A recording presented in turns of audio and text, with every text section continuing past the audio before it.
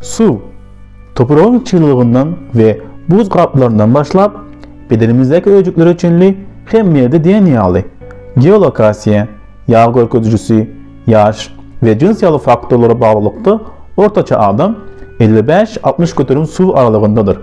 Doğulunda adam bebekleri hatta çığlı bolyar. 75 götürüm su bulunsun yüzyen balıklara benzer. Ama suyun düzümlü ilk önce doğulan gün meçelli 65 götürüm meçelli azalyar. Şunun için su bedenimizde nehir rol oynayar ve sağdin bulunmak için aslında nehirek su içmeli.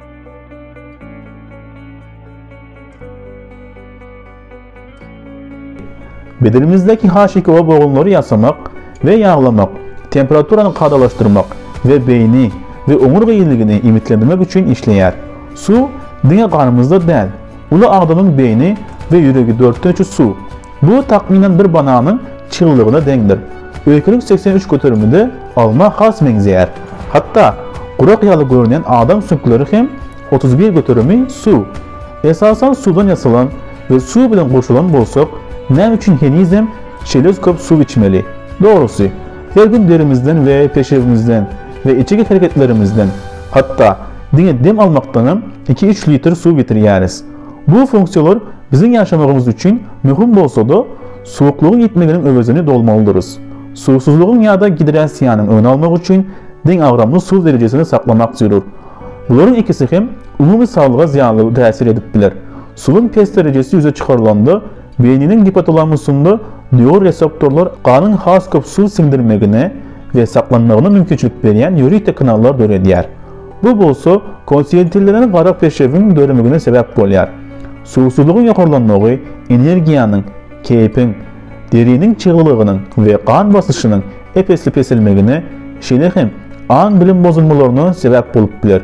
Susuz beyni adalı beyni bilen denk miktarda işlemek için has köp işleyer ve suyun yokluğu sebeple hatta vaktlayın kiçeliyer.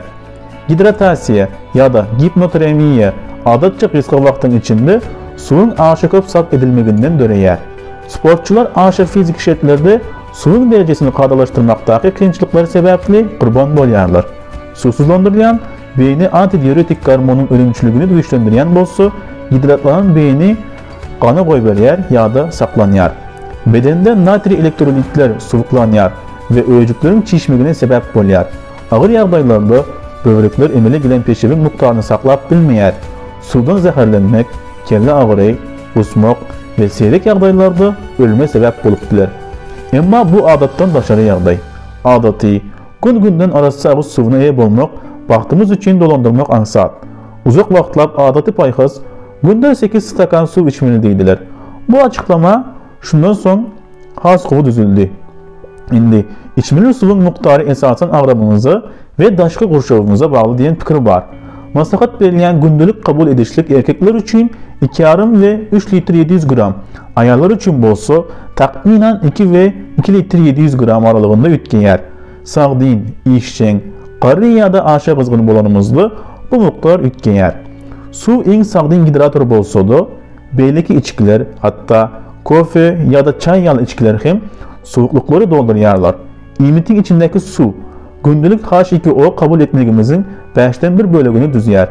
Meyveler ve hiyar hatta brokoli yalı gök önümler 90 götürümden kovarak su bolup kımmatlı imitler bilen üpçün edilende su kabul edilmegini doldurup bilir. Kovu içmek hem uzak mühdetli peydaları bolup bilir. Geçilen gözlükler optimal hidrasiyanın insult mümkünçülüğünü peselidip suyucu kesilini dolandırmağı kömek edip bilecektiğini ve dövlük kesilinin kəbir görünüşlerini azadıp bilecektiğini görközlü. Nämede bolsa doğru miktarda su içmek gün-günden duygunuzu, fikirlenmeginizi ve işlemeginizi ütkediyer.